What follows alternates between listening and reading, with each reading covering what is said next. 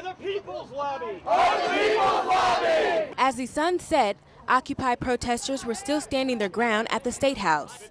They had just got word that Governor Nikki Haley announced that protesters would have to leave the State House grounds by 6 p.m.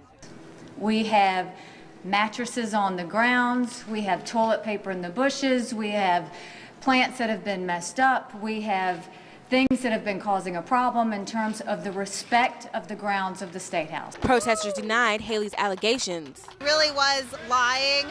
We have been very tidy, very respectful to anyone who wants to come to the State House. We have not been urinating in the bushes. We have not been throwing anything, much less toilet paper, into the bushes. As they realized their time was limited, protesters vented their rage at workers who gathered at the State House steps. Arrest them! Arrest the oligarchy! Arrest them! As rain poured down, police moved in.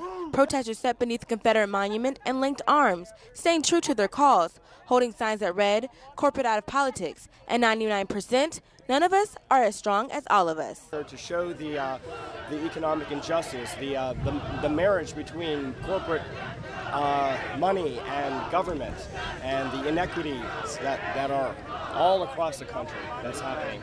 So here they come. They're coming now. That's when state troopers arrested 20 protesters without a fight, as protesters offered no resistance and officers used no force.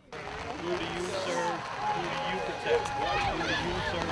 Who do you protect? Despite those arrests, other Occupy protesters say they're still going to be here day after day. Of course we will. And the day after that, and the day after that, and the day after that. Protesters who did not want to be arrested stood on the sidewalk behind a red barricade. Shame! Shame! Shame!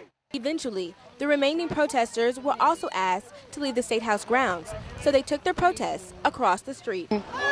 Is money corrupting politics, and then politics turning around and feeding into that, creating a snowball effect, making it worse and worse. Protesters predict their arrest will only attract more support to their movement and only make them stronger. And as for those arrested, other Occupy Columbia members show no signs of stopping. Ashley Burgess, Carolina News.